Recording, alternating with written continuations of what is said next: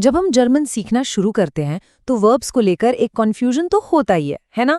खास तौर पर वो वर्ब्स जो अचानक अपने नियम बदल देते हैं। ये इर्रेगुलर वर्ब्स देखकर लगता है कि इनका कोई लॉजिक ही नहीं है। लेकिन क्या हो अगर मैं कहूं कि इस उलझन के पीछे भी एक पैटर्न छिपा है?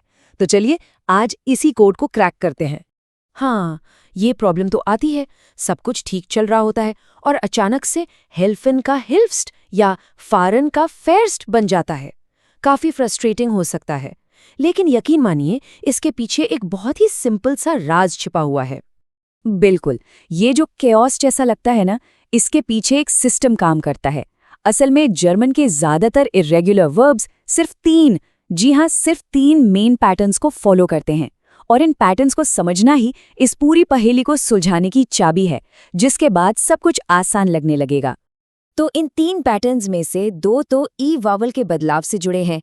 चलिए आज के मेन पैटर्न पर आने से पहले उन पर एक झट से नजर डाल लेते हैं ताकि एक कॉन्टेक्स्ट सेट हो जाए। तो पहला पैटर्न है जब ई बन जाता है आई जैसे हेल्फन में, और दूसरा है जब ई बन जाता है आई ई जैसे लेजिन में। दोनों ही मामलों में, जैसा कि हम आगे भी देखेंगे, ये बदलाव सिर्फ कुछ खास प्रोनाउंस के साथ ही होता है। और अब आते हैं आज के मेन टॉपिक पर, तीसरा और बहुत ही कॉमन पैटर्न जो ए वॉवल से जुड़ा है। इसे ए उमलाउट रूल भी कहते हैं। हाँ, ये वही पैटर्न है जो सीखने वालों को सबसे ज्यादा परेशान करता है। लेकिन चिंता मत कीजिए, आज हम इसे एकदम आसान बना देंगे। देखिए, ये रूल बहुत ही सीधा है। जब भी किसी इर्रेगुलर वर्ब के बेस में ए हो तो वो ए में बदल जाता है। मतलब आ की साउंड थोड़ी ए जैसी हो जाती है, तो ए बन गया ए। बस इतना ही है ये बदलाव। और ये सबसे जरूरी बात है, इसे ध्यान से समझिए। ये वावल चेंज वर्ब के हर फॉर्म में नहीं होता। ये सिर्फ और सिर्फ, मैं दोहरा रहा हूं, सिर्फ और सिर्फ डू और एर जी एस के साथ होता है। बाकी सब कुछ एकदम नॉर्मल रेगुलर रहता है। इस एक रूल को बस पकड़ कर रखना है। तो चलिए इसे एक एग्जाम्पल से समझते हैं। वर्ब है फारन, जिसका मतलब है गाड़ी चलाना या टू ड्राइव। देखते हैं कि ये रूल यहाँ कैसे काम करता है। अब देखिए, यहाँ जो मजेदार चीज है वो यही है। इश फारे, वी फारन, ई फाट, जी फारन, ये सब एकदम रेगुलर है। लेकिन जैसे ही दू और एस आया, देखा, ए बदल गया ए में। दू फेर्स्ट, ए फेट, बाकी सब कुछ जस का तस है। कितना सिंपल है। इसे एक वाक्य में देखते हैं। दू फेस्ट श्नेल। यहाँ साफ दिख रहा है कि दू के साथ फारिन कैसे फेर्स्ट बन गया। ये है रूल इन एक्शन। चलिए इस पैटर्न को और सॉलिड करने के लिए एक और कॉमन वर्ब देखते हैं, श्लाफन, मतलब सोना। इसमें भी सेम टू सेम यही रूल लगता है, जिससे ये पैटर्न दिमाग में और भी अच्छे से बैठ जाएगा। बिल्कुल फारन की तरह ही श्लाफन भी ज्यादातर रेगुलर ही रहता है।